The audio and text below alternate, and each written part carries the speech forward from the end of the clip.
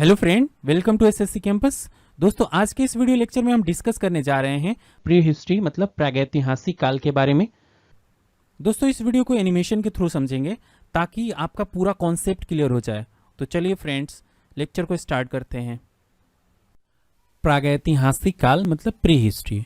तो दोस्तों, सबसे पहले हम समझते हैं कि प्रागैतिहासिक काल मतलब जो प्री हिस्ट्री है वो किसे बोलते हैं।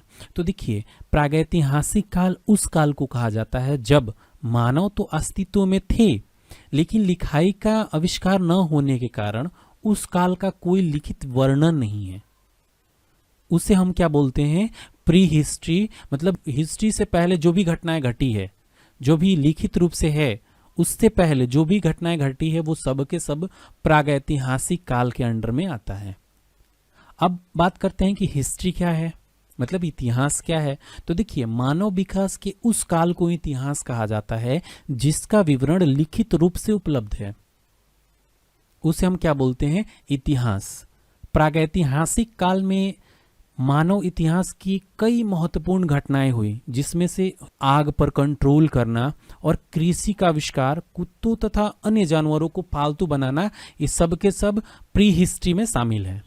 ठीक है, अब हम बात करते हैं कि जो प्री हिस्ट्री है उसको कितनी कैटेगरी में हम बांट सकते हैं। तो दोस्तों देखिए, इतिहासकार जो है वो प्रागैतिहासिक काल को 3 कैटेगरीज में बांटते हैं। वो कौन कौन से हैं? पाषाण युग मतलब जिसको स्टोन एज बोलते हैं, कांस्य युग जिसको ब्रॉन्ज एज बोलते हैं, और लास्ट जो है लौह युग जिसको आयरन एज बोलते हैं। ठीक है ना। तो जब औजार वो हथियार केवल पत्थर के ही बनाए जाते थे तो उस एज को कहा गया स्टोन एज, मतलब पत्थर का युग कहा गया, उसको बोलते हैं पाषाण युग। ठीक है ना। जब औजार वो हथियार कांसे मतलब ब्रॉन्ज के बनने लगे तो उस एज को कहा गया ब्रॉन्ज एज। ठीक है ना।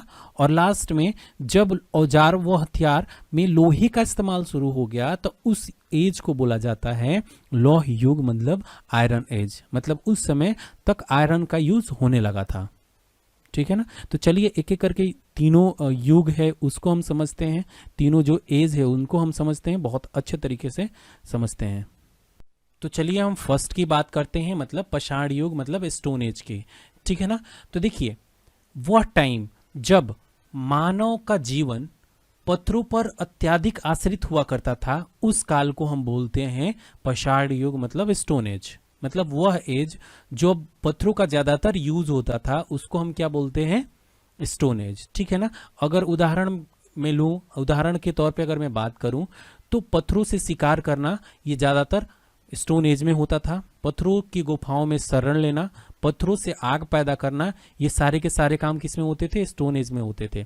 इसलिए हम इसका नाम क्या दिए? Stone age. ठीक है। इसके मेनली 3 चरण हैं, मतलब 3 कैटेगरीज में हमने बांट रखा है। फर्स्ट हमारा है पूरा पाषाण काल जिसको बोलते हैं प्लियोथिक एरा। ठीक है ना। सेकेंड है मध्य पाषाण काल जिसको बोलते हैं मेसोलिथिक एरा। ठीक है ना। और जो थर्ड है वो है नव पाषाण काल जिसको बोलते हैं नियोलिथिक एरा, जो मानव इतिहास के आरंभ लगभग 24 लाख वर्ष पहले से लेकर कांस्य युग तक फैला हुआ है।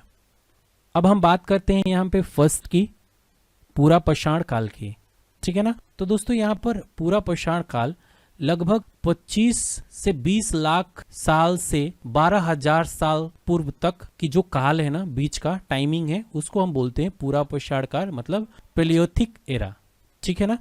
देखिए, अब हम बात करते हैं कि इस समय जो औजार यूज किए जाते थे वो कैसा औजार यूज किए जाते थे।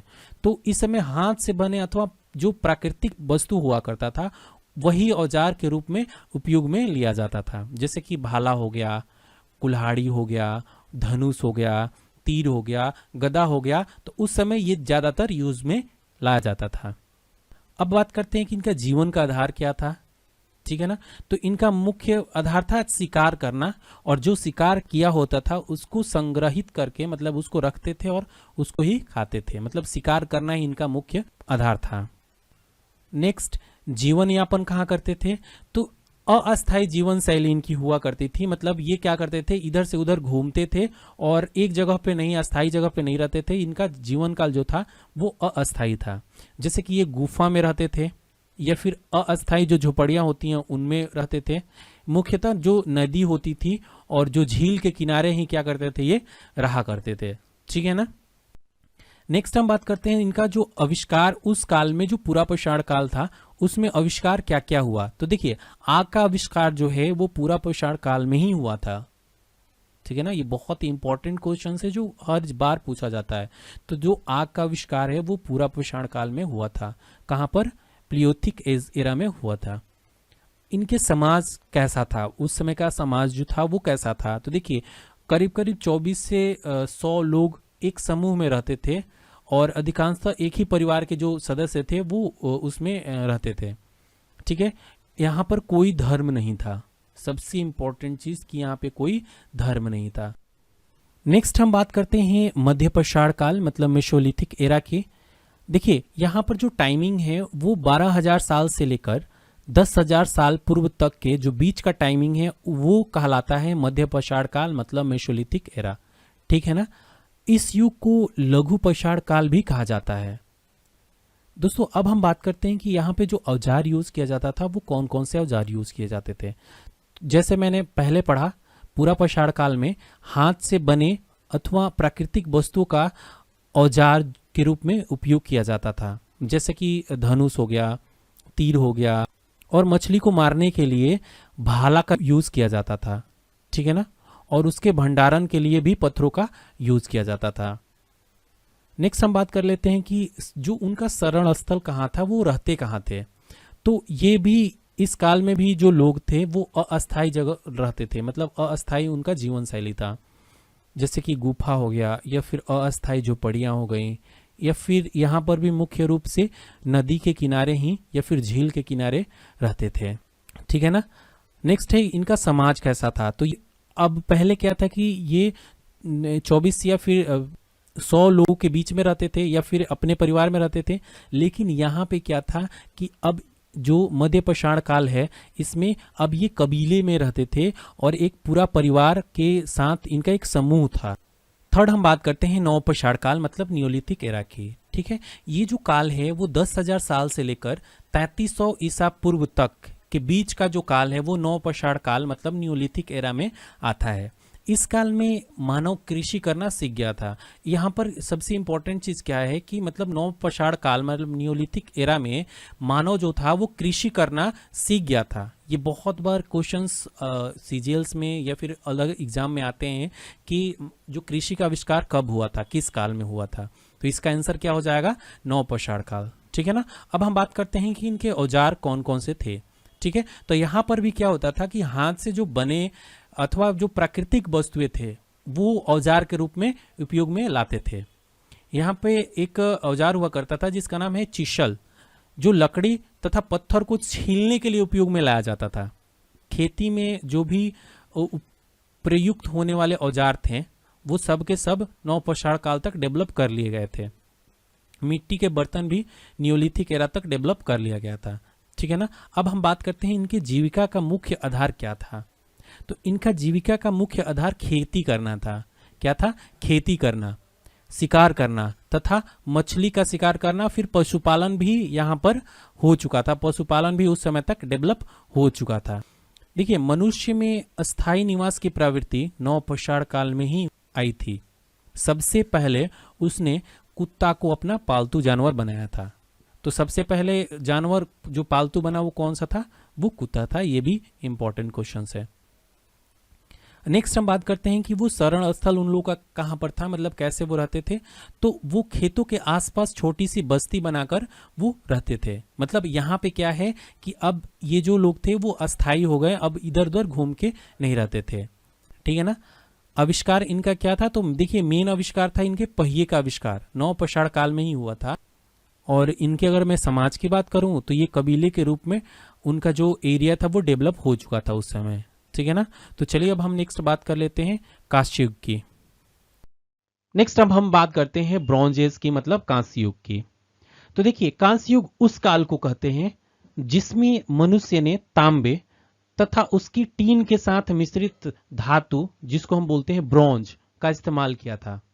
दोस्तों, इतिहास में यह युग स्टोन एज तथा आयरन एज के बीच का पार्ट है, मतलब बीच में ये पड़ता है। ठीक है ना। पाषाण युग मतलब स्टोन एज में मनुष्य किसी भी धातु का खनन कर पाने में असमर्थ था। उस समय मतलब स्टोन के अलावा कुछ और धातु का खनन नहीं हो सकता था। लेकिन कांस्य युग की जो विशेषता है कि मनुष्य शहरी सभ्यताओं में बसने लगा और इसी कारण से विश्व की कई जगहों में पौराणिक सभ्यताओं का विकास हुआ।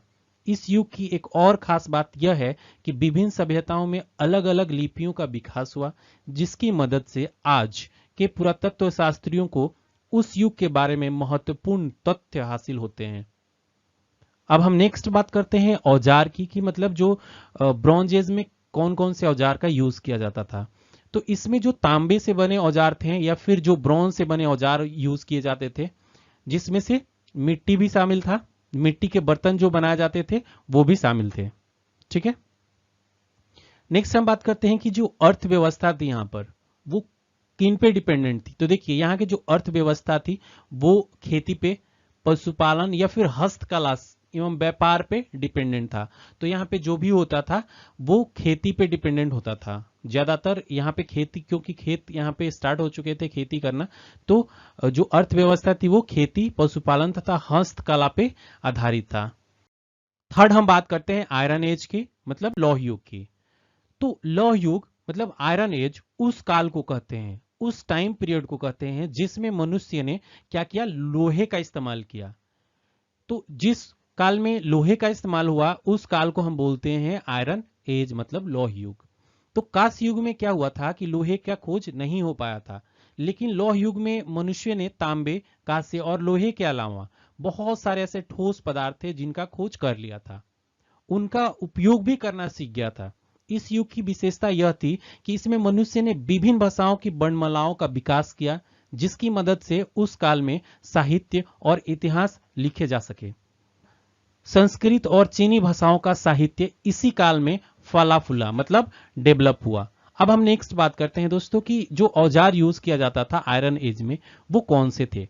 तो जनरली यहां पर जैसे मैंने आपको पहले बताया कि जो तांबे और कांसे का जो यूज था वो पहले ही हो चुका था, लेकिन आयरन एज में लोहे से बनने वाले औजार थे वो ज्यादातर डेवलप हो पाए। देखिए, ऋग्वेद और अवस्थाई गाथाएं इसी काल में लिखी गई थी। अब हम बात कर लेते हैं अर्थव्यवस्था की। तो उस समय की जो अर्थव्यवस्था थी वो डिपेंडेंट किस पे था, खेती पे, पशुपालन पे और हस्तकला, जो हमने पढ़ा था ब्रॉन्ज एज में। उसी तरीके से यहाँ पर भी जो अर्थव्यवस्था थी उसी पे डिपेंडेंट थी। लेकिन यहाँ पे एक मेन चीज क्या था कि आयरन का यूज होने लगा था। दोस्तों आज के वीडियो लेक्चर में बस इतना ही। नेक्स्ट वीडियो हम लेके आएंगे उसमें सिंधु सभ्यता के बारे में आपको डीपली बताएंगे। आपने अभी तक हमारे चैनल को सब्सक्राइब नहीं किया है तो प्लीज हमारे चैनल को सब्सक्राइब कर लीजिए और उसके बगल में एक छोटा सा बेल आइकन है उस पर भी क्लिक कर लीजिए ताकि टाइम टू टाइम जो भी वीडियो हम अपलोड करेंगे आपको नोटिफिकेशन मिलता रहे। दोस्तों आप मुझे फेसबुक पर भी फॉलो कर सकते हैं। अगर आपको यह वीडियो अच्छी लगी तो इस वीडियो को व्हाट्सएप तथा फेसबुक पर शेयर अवश्य करें। कृपया हमें कमेंट कर बताएं कि यह वीडियो आपको कैसी लगी। आपके सुझाव का हमेशा स्वागत रहेगा। वीडियो को देखने के लिए थैंक यू।